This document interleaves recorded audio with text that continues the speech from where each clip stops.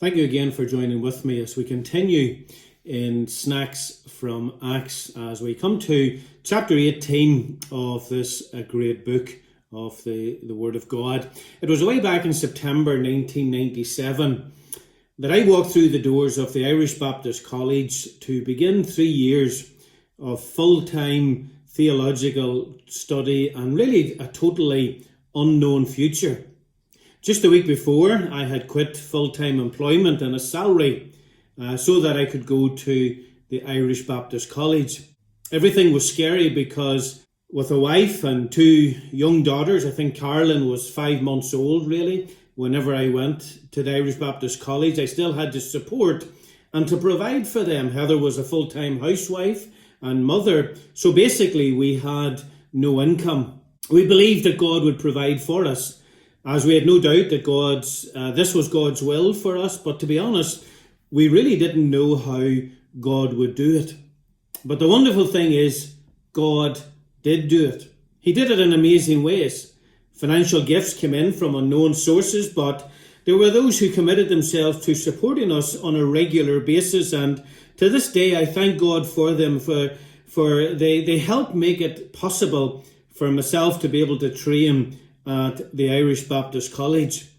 Following the Irish Baptist College, I was then working with Banbridge Baptist as assistant pastor, with the great privilege of working under Pastor Victor Maxwell. They paid me a salary, but there were also people who helped out over and above it with gifts at Christmas time and at other times as well, such as holidays. I then came down at the end of 2002 with fibromyalgia and depression after I'd been there 2 years in Banbridge. They continued to support me financially, but whenever my agreed time with them finished, there were people who still helped provide for us as I wasn't fit to work. When I was getting better, I was employed by a company known as Delta Trading. Their owners were Christians and they saw it really as a way to helping get me back to full health so that I could continue in Christian service, and they helped provide for me financially as I worked for them on a part-time basis. My 7 years then in Kilkeel Baptist as their pastor saw us well provided for once again, but the generosity of people above and beyond my salary as well is still not forgotten. The Lord then took us into Coaching for Christ. That was for almost 7 years. It's a faith ministry and therefore there was no salary. But again, the Lord provided people to stand with us financially, some of whom I have never met, but I'm so thankful to God for their generosity. And now we're almost 3 years in Tobermoor. And what a blessing the church has been to us and how they provided for us. And especially whenever we think of the new manse that they have now provided for us to live in as we serve the Lord here. God has provided financially every step of the way through hundreds upon hundreds of people. But not only have there been so many people helping us financially, but there have been many who also have helped in my growth and development as a Christian and as a minister of the gospel of Jesus Christ and as a pastor providing pastoral care. There have been many tough times when I was ready to quit, especially when I thought that I wasn't cut out for this. When I thought that I'm not as smart as others in the Lord's work. When I looked at pastoral situations where, I have to be honest, I didn't have a clue as to what to do. I think of times when I thought there will never be enough hours in any week to do all that's needing done. And all these things I still struggle with in the present day. But yet along the way, I thank God for many people that He has brought into my pathway who have drawn alongside me to help me. And there's people that I've gotten to know that I could and have been able to approach for help in difficult times. The thing about these people is that they're not all pastors or missionaries. Some have been or they are elders or deacons within their churches.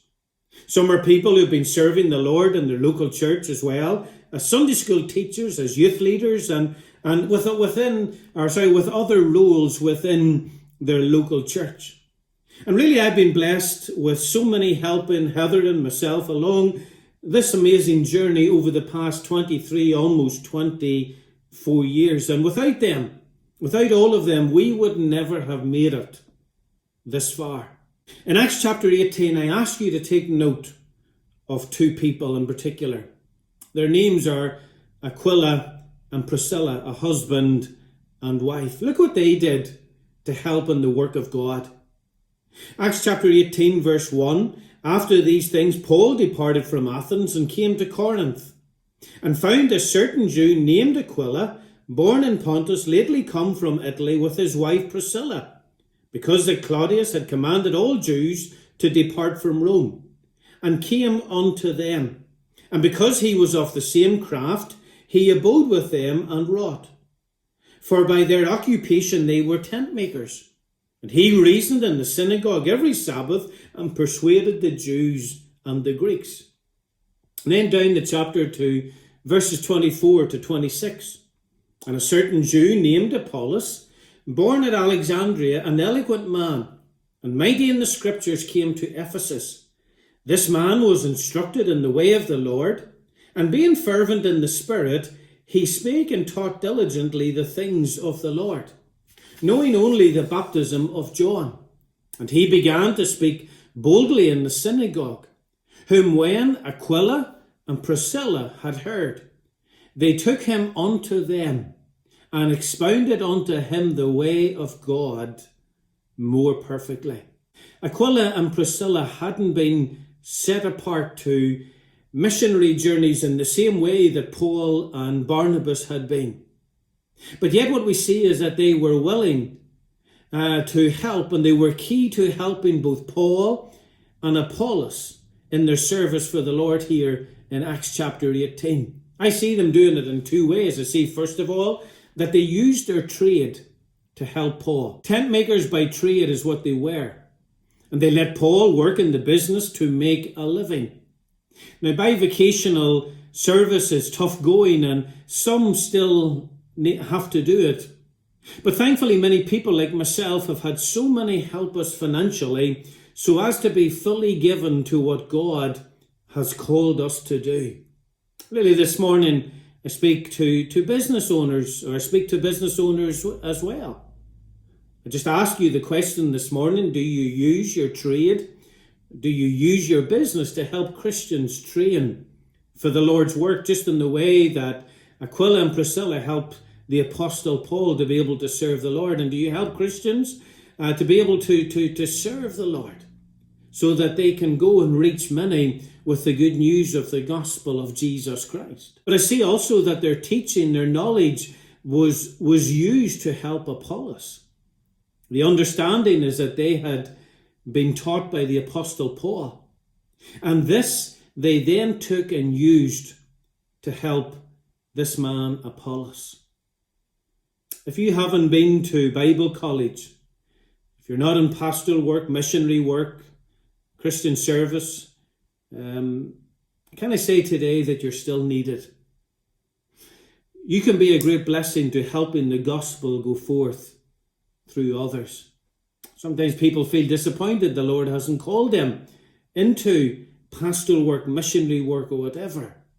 But yet God, I believe, has given so many other people in the church who can help in so many ways. So I've been blessed in such a wonderful way down through the years of so many, particularly many couples who stood alongside and helped in whatever way they could. I thank God for them.